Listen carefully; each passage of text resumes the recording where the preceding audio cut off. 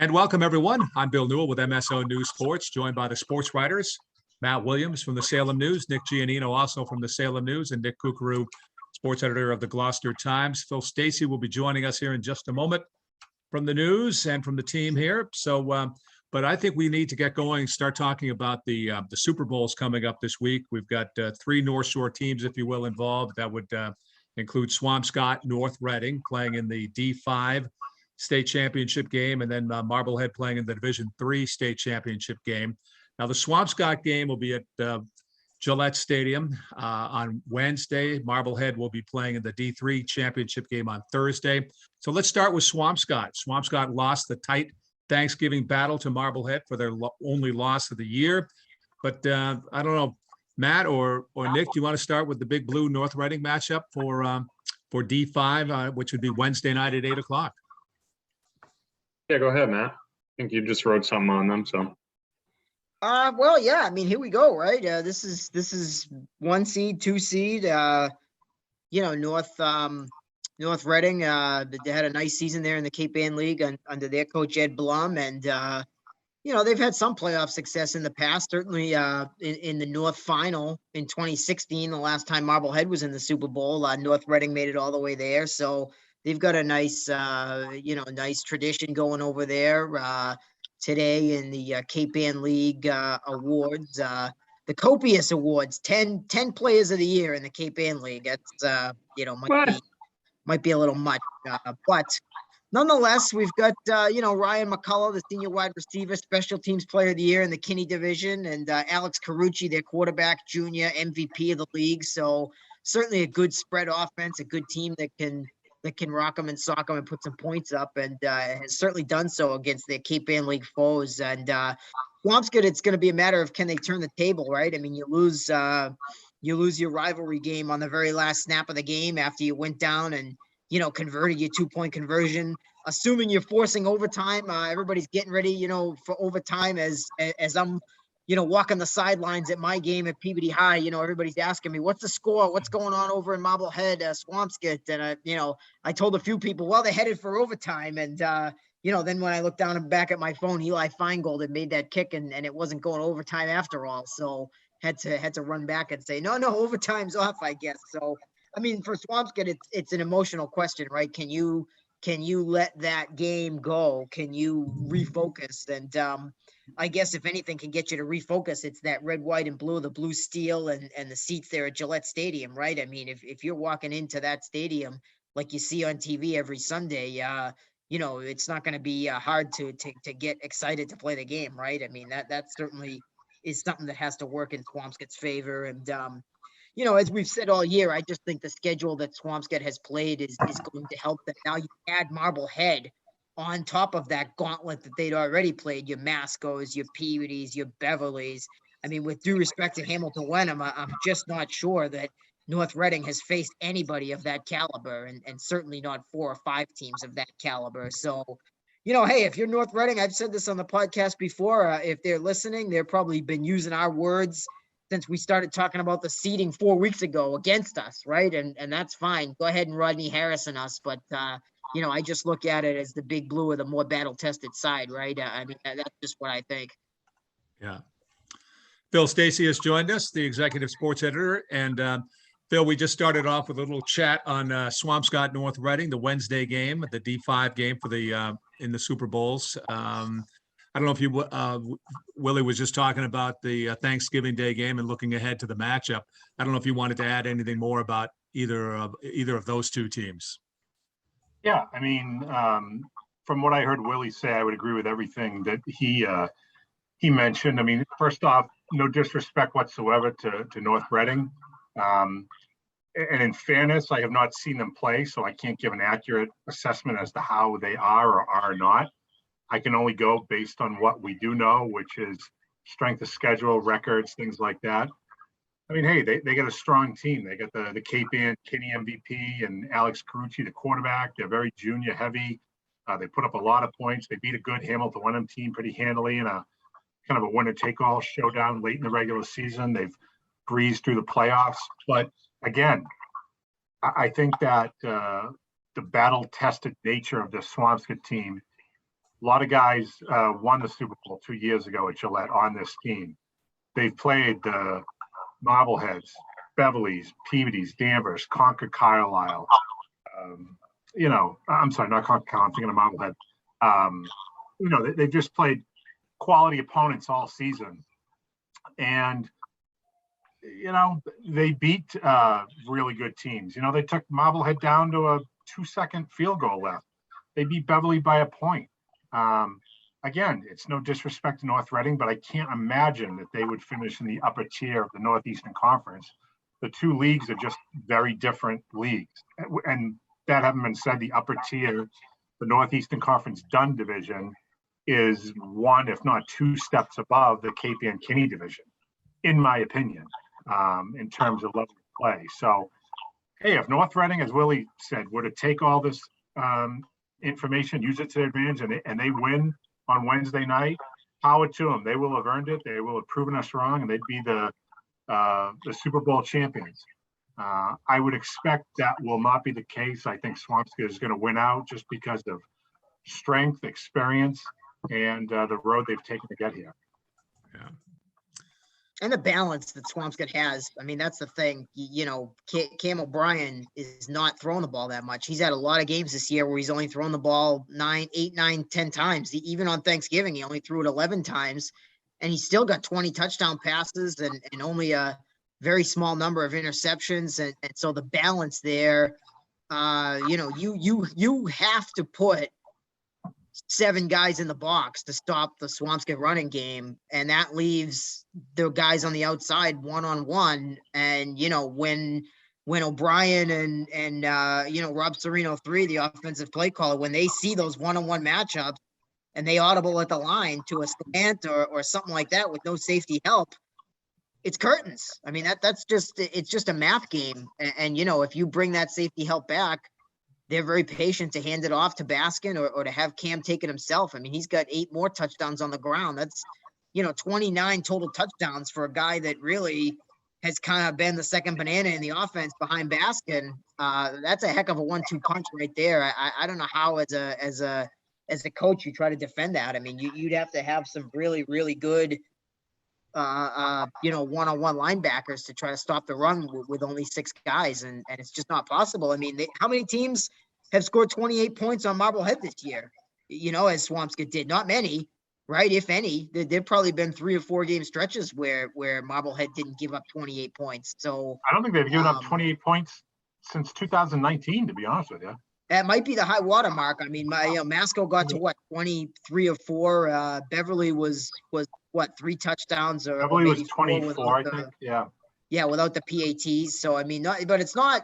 That's a lot of points for Marblehead to allow, and I think it just speaks to the multiplicity of Swampscott's offense. And again, it's funny. We'll get to Marblehead. I think Marblehead and Swampscott get there in different ways. Marblehead is a lot more complex, a lot more of a scheme. They do a lot more different things. Swampscott doesn't do too many things. What they do, they do extremely well. They have it down to a science. And like I says, the balance, they challenge you to try to stop that run with only 6 guys. And if you have to bring 7 or 8 into the box, then you're leaving one-on-one coverage with a Burns or a Hamonic or a Cottis body. There's just not that many teams out there that have athletes that can handle those guys one-on-one. And addendum to that, Willie, I was thinking about this the other day. One thing we really haven't seen from Swampscott this year, just because they haven't had to do it, we haven't seen them run a trick play all season. And you wonder, is the Super Bowl, if you're going to use it, is the Super Bowl the time to do it? Are they going to need it? I mean, that meat and potatoes offense they run has worked all season. You hand the ball off to Baskin, you look for the receivers open in space, one-on-one matchups. That's worked really well for them. I think they've done 1 halfback option pass all season. The game I saw them play against Beverly, Burns threw a 33-yard pass, but that's the only thing we've seen all year. So I do wonder if maybe there's a little bit of razzle dazzle in Rob Serino, the third's bag that he's looking to break out on the turf at Gillette. Well, I remember 2 years ago in the Super Bowl, right early on, they went to that tunnel screen, the Dembo special, and it went for a long touchdown. That was like their bread and butter play from about 2006 until about 2015. And they kind of hadn't run it in a long time, and they broke that bad boy back out. So, it is remarkable. And I will say, with Rob 3 calling the plays now, I mean, he's done a remarkable job. It's incredible. Only 9 years ago, he was playing for the team, and to start his coaching career with his dad and with his mentor, Coach Dembo, and to develop as he has into a full-on coach, a mentor for those offensive guys. That's a really cool thing. I was thinking about all the father-son connections that they've had on the Swampscott coaching staff over the years, with the Beatrices and the Tobiases, and of course the Bushes, Peter's dad, Bill, and, it seems like every Swampscott Super Bowl, there's some father-son connection. So that's kind of a cool thing for them. Well, it's funny too that you mentioned the tunnel screen, because I'm pretty sure North Reading runs that quite often. There you go. Could be a battle of tunnels here. Yeah, just speaking with the Pentucket head coach, Steve Hayden, I ran into him last week before their matchup against them. Obviously, North Reading won that one, and he said that's their scariest play, at least, against my safety. But I'm not sure they'll break it out against Swampscott.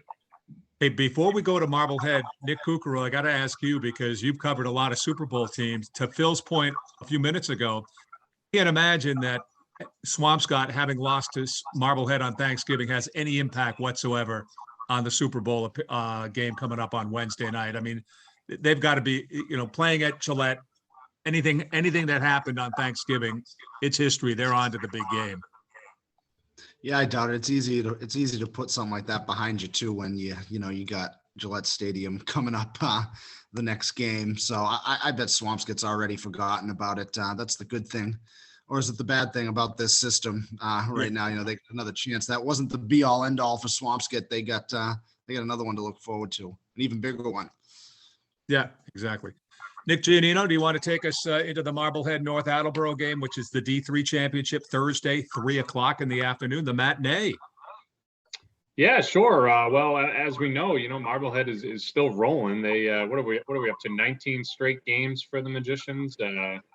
Dating back to 2019, I think they won their last couple of games in 2019, swept the Fall 2 season, and then they haven't lost this year. Obviously, the tight win over Swampscott on Thanksgiving. But I think what Willie was saying about Swampscott, I know Marblehead does things a little bit differently, but in terms of balance and, consistency on both sides of the ball, they're a very similar team to Swampscott. And you saw that play out in the Thanksgiving matchup, obviously a really close game. But, I think they have a great quarterback in Josh Robertson, who's thrown over 2,000 yards this season. They can put the ball in his hands. He can make plays.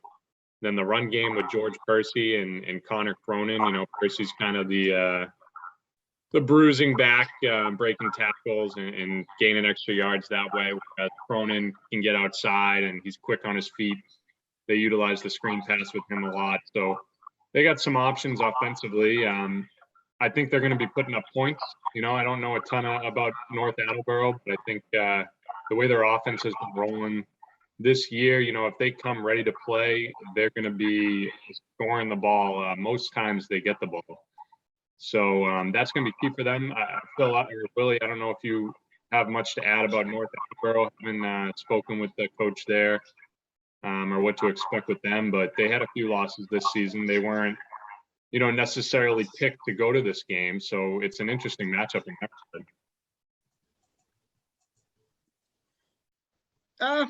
Yeah, I mean, they lost to Mansfield in double overtime, and they lost to Foxborough. So I don't know if I'm some big schools. Yeah, and they beat King Philip, who's in the Division II Super Bowl. So I think if I'm North Attleboro podcast on the South Shore, I'm sitting there saying, has Marblehead played anybody as good as King Philip? They might be looking at this team the way we look at North Reading, and I'm not sure if that's fair or not, but it's certainly going to be an interesting thing. As far as I can tell, the NEC and the Hockomock are the only leagues with 2 Super Bowl teams. You got KP and North Attleboro, and you got Marblehead and Swampscott. So that's pretty nice thing for those 2 leagues to hang their hat on. This is a team with a lot of tradition. They've won 7 Super Bowls, but not one since 2002. They made it back in 2017. That's their most recent, but they got blasted by St. John Shrewsbury, a team that had no business in Division III. So, I'm sure they feel like this is going to be a lot more of a fair fight. I think it's going to be a great game, and with the exception maybe of Duxbury Situate in Division 4, this has, I think, the best game. This is going to be, of the 8 Super Bowl games, this will probably be the most well competed, the one that comes right down to the end. And I really am looking forward to seeing it. Personally. You don't I think think that a Catholic big Memorial thing game for- will be close? Say again. You don't think that Catholic Memorial game will be close? I no, I don't. I don't. I can't keep the poker face, guys. I can't do it. You'll have to look at my picks in the paper to see what I think the score will be. I mean, if we're really talking here to get sidetracked, I mean, the Central Catholic Springfield Central game should be incredible too. I mean, that when they played the first time in September, what was it? 60 something to 40 something. I mean, so that's got a decent chance of being a pinball game, a Big Ten game. That'll be a great game to watch. But I think the Marblehead North Attleboro game has a better chance of being a lower scoring, traditional football game with some big defensive plays. Maybe both teams in the 20s, 21-17, 28-24, that kind of thing, and really showcase all 3 phases of the game. Maybe not just those pinball offenses. So. I think it's going to be a great football game. I'm really looking forward to it. I think a big thing for Marblehead too is playing a clean game. Limiting the mistakes, turnover-free football. Penalties. They kind of shoot themselves in the foot sometimes there, and I think that's a good point. That's a really good point. They do take penalties, and sometimes those 15-yard varieties, which when you're up by 28 points, okay, you might get frustrated, right, but it doesn't hurt you. If you're in a 1-score game or you're trailing and you commit a 15-yarder, that could bury you. Oh, yeah, it's and great. Rudloff holds them to a high standard. I think, in some of these games, like you said, they'll have these penalties where they're in control of the game and it doesn't really matter. But he wants them to treat every game the same way and, not have mistakes, because in a close game, they're going to come back to hurt you. And I think if they do play a clean game and they play to their full potential, it's really hard to beat. The one thing I'll say, guys, I feel like the biggest question mark about this team coming into the season, I mean, we all knew about the offensive firepower they had. We knew they were going to have a pretty good core linebackers and defensive backs. It's been the offensive line, I think, that was the big question. Can those guys get the job done? Only one starter back, a lot of new faces. Going to do something leading up to the Super Bowl on that. I mean, it's an undersized line. I mean, they've done very well, obviously. Opening up holes for Percy and Cronin to run through, but it's an undersized line. And they're facing, a North Attleboro team that's got one boy, Zach Gallagher, who's about 6'2", 275. Another guy goes about 235 in the trenches. They got a center, Liam Beverly, who's about 5'10", 255 pounds. Another guard, Nolan McLaughlin, who's about 250 pounds. So once again, they're going to be outweighed up front. Are they going to be able to get that push? Are they going to be able to hold their blocks? Are they going to be able to prevent those guys from getting hats on the ball and allow the linebackers to come in and make the tackles on the Marblehead ball carriers? A lot is going to be placed on those guys up front for Marblehead. I think that's going to be the key to them, whether they can win the school's first Super Bowl or not. It was interesting to me. I looked at the night of the Division I game, and they got the Division I game at the 5 o'clock time slot or the 5:30 time slot, in the Division II game with Catholic Memorial with the prime time spot, if you will. That usually doesn't happen. Usually it's that Division I game that gets that marquee primetime spot on. Yeah, that's interesting. And I think it's probably travel. I bet King Philip, I don't know exactly where it is. I know it's a South sectional team, but they're close to Foxborough. I remember, going back a decade, I think Gloucester got the 8 o'clock billing against Bridgewater Raynham a couple times because one team did, they didn't have to travel very far, so they threw them at the end. I think they had to drive home in the snow that night. I'm thinking, but whatever. That was fun. Yeah. Other than that, well, no, that's probably a good point too, for sure. Well, anything else you guys want to mention about the Super Bowls, or even a glance back on Thanksgiving Day? Yeah, I want to mention something that I think I credit Willie for coming out and saying this on Twitter, because I think it's something that a lot of people do think about. But when you look at some of the Thanksgiving Day scores, and I realize that things are cyclical, and all you have to do is look at Marblehead football to see how that's true. I mean, 15 years ago, beating Marblehead was as fairly simple as tying your cleats. Now that's been totally flipped. Culture change. And look at Gloucester. Gloucester was an unbeaten. They were a top 3 or 4 team in the state, and now they're in this struggle. So these things do tend to be cyclical. But having said that, is it time to maybe look at some of the Thanksgiving rivalries? And I realize this is hearsay, but is it time to maybe, with changing demographics and whatnot, to think about changing some of the Thanksgiving Day matchups that we have? For as long as they've been going on, might we be better served moving forward changing some of those up? It's a point worth discussing, I think. Well, just for background, the poll, we ran the poll on Twitter. The question was yes, maybe, or never. Yes was 42%, maybe was 16.5%, and never was 41.6%. So that's pretty even. I was surprised. I expected to kind of take a lot of heat for that and to have 60-70% of the people say never. Now, maybe the people that would say never aren't on Twitter, right? They're not online. They're, kind of the old guard, right? But making sure people aren't on their lawns.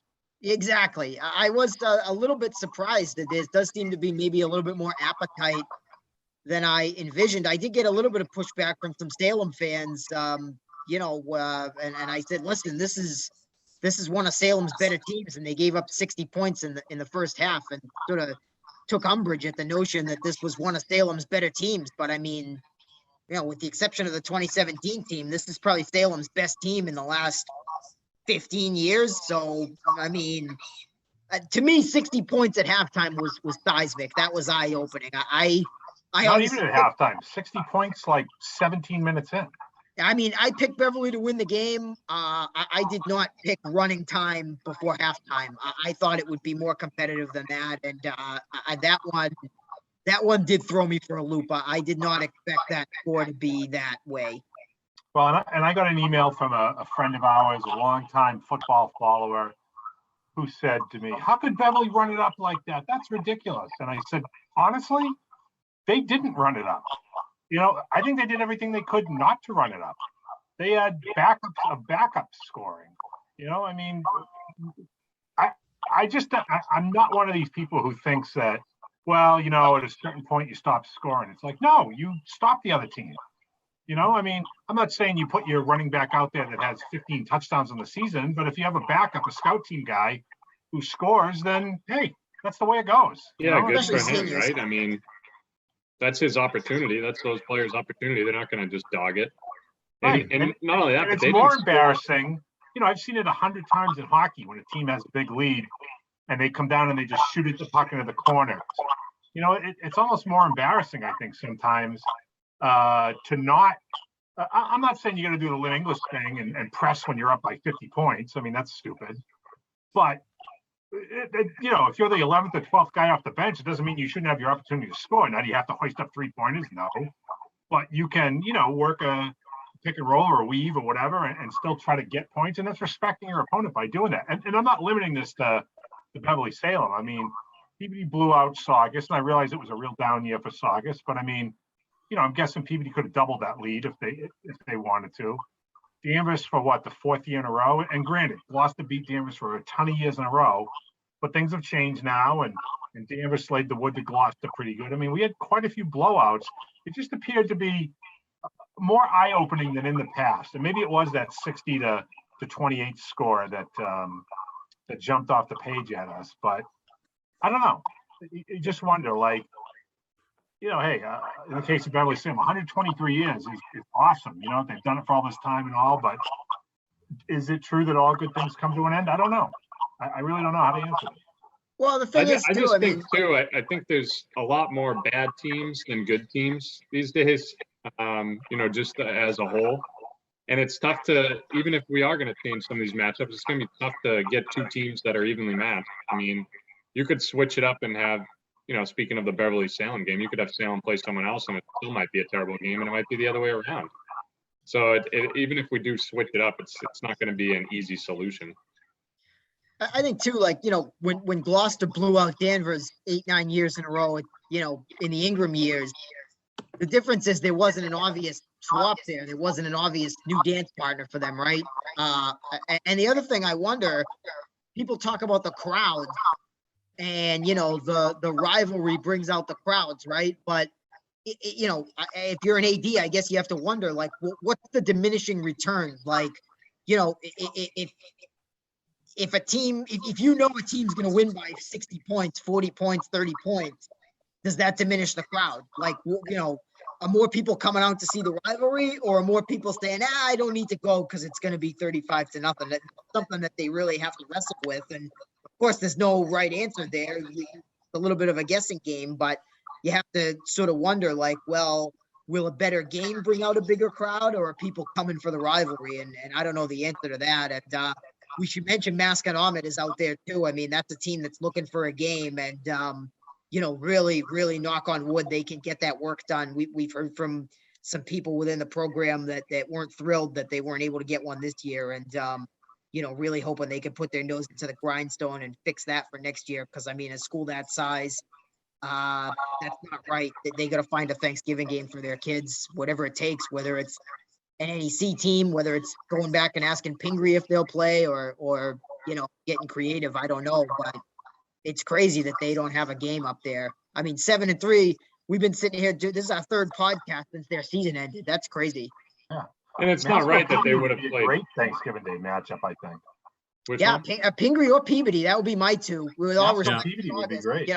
I think it would be easier for Saugus to find a game maybe outside the conference if necessary. And I think Saugus, a brand new school, right? A pretty good coach in Steve Cummings, who had a lot of success in Wakefield. So I think they'll probably be on the up and up at some point. But, I mean, with Masco in the league now, Masco Peabody it looks to me like a Thanksgiving game that a lot of people would like to see. I mean, that would be. And didn't Peabody play Malden Catholic for a few years, not that long ago on Thanksgiving?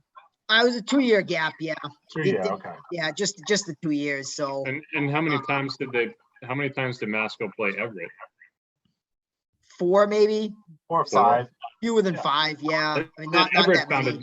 Everett found a new opponent for this year. I can't think off the top of my head who it was, but they blew him out. St. John's of Shrewsbury, yeah, Catholic Conference team. So, but yeah, I mean, so it's always going to be blowouts. Well, it's getting back to Willie's point too but- about the crowd. I mean, Cooks, what was the crowd over in Danvers for your game? Better than usual regular season game in 2021, but I mean nothing noticeable, worth a mention, an extra mention, that's for sure. No, I think Marblehead Swampscott, which is not a game we're talking about in this realm. I mean, that should stay as is. And extraordinary circumstances, they had 5,000 people there. But I was really surprised at my game. There were over 3,000 people there. Dan Keefe said there could have been as many as 3,500 people in Beverly. I think a lot of that had to do with the weather. It was a fairly nice day. It was sunny. It wasn't too cold. But it does go to Willie's point, I think, that it's not so much about the game. Although, if you didn't know any better, you might have been surprised because Salem had a winning record and Beverly had a losing record. I mean, if you followed football, you would know that Beverly would have been a favorite, but that's neither here nor there. I think it was more like just the rivalry, coming out to watch it. Like you might go to one game a year and that's the one you go to. And, you've been doing it because you went with your parents or your uncle or whatever, that kind of thing. I can't speak for any of the other games, but that's how it seemed to me. How was Hamilton and Ipswich, Nick? It was crowded. I mean, the bleachers were full and there were people lining the sidelines. So, I mean, I don't know. I mean, nothing too crazy, but definitely more crowded than a regular season game. It was, the crowd was into it. I think, too, you have these games that are historic, as you mentioned, Salem, Beverly, Swampscott, Marblehead, throw in Lynn English, Lynn Classical, those kinds of games. They'll be tougher. Those be tougher to kind of mix up, if you will, pull the puzzle apart and try to slot in another team for Salem or for Beverly. Having said that, though, I've mentioned before that I think Masco Peabody would be a great rivalry because they're right up. They're like 2 exits away up 95 from one another. They're close. that could be a nice rivalry building, over the years now that they're in the same league and so on. There's a lot Having of said that- migration there. I think it would really work. I do. And some of our Catholic teams have switched opponents. I don't want to say willy-nilly, but I mean, they kind of have. I mean, since Yeah. I've worked at the paper, Fenwick has played 5 different teams on Thanksgiving, I think. St. Mary's Lynn, same thing. Lynn Tech and Kip Academy just hooked up. That's a brand new rivalry that looks like pretty good. So, the new rivalries aren't always bad. No, No, you're right. and we're not advocating for the end of any of these rivalries, certainly. I think No. you just have to take all factors into consideration. I mean, if you're playing devil's advocate, what if Salem were to leave the Northeastern Conference in the future, and join the Greater Boston League or something? Would Beverly still want to play them on Thanksgiving, or would Salem still want to play Beverly on Thanksgiving? It's just things to think about as you're moving forward. I mean, the facts are what they are. Now, yes, Beverly's won, I think, 16 out of the last 19 games. But then again, Marblehead's won 11 in a row against Swampscott. No one's asking for that rivalry to be broken up. So, hey, things are what they are. Yeah, I think it's really the scores. Well, I mean, because, those Marblehead Swampscott games, a couple of them have been blowouts. I mean, Swampscott's taken it on the chin a couple of times, but, at least 3 or 4 of them have been one score. I mean, I just look at, I'm scrolling through the Beverly scores now. I mean, since 2014, I mean, 37-0, 42-6, 48-8, 47-0, 62-20. I mean, so that's 150 points against about 30 in the last 3 years. I mean, it's a big sample size. And I know there's going to be a lot of people in Salem that aren't happy with us for talking about this. And, it's history, it's pride, and,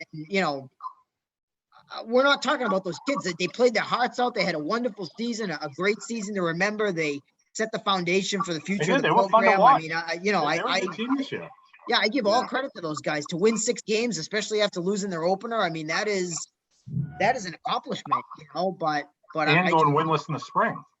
Absolutely, yeah, exactly. Yeah. So, but I just, I guess I'll end this way with these new federation rules and the running time. I think when you're looking at either scheduling your non-league games or potentially a rivalry game, you want to schedule a game where you're positive there's not going to be any running time. I guess that's the best way to say it. And why is that, Matt? Well, just the competition. I want to see 48 minutes of football. As much as I want to, have a 20-minute second half and go home and eat my turkey and stuffing, right? Like, we want games where there's no running time. That's what we really want. Well, the food thing just confuses me, Matt. But other than that, I think I'm with you. I hear what you're saying. And it should be noted, there is no running time. There is no running time in the Super Bowl. So somebody could be up 77-0 at halftime, and you would still play the legitimate 2 quarters. So if you're sticking around for that Catholic Memorial game, maybe that could happen. And these Super Bowls are going to be 12-minute periods, right? Opposed to the old 10 minutes. So it's going to be different. Yeah. Hey, we're pretty much out of time, but I can toss out 30 seconds to anybody here that wants the last 30 seconds or so.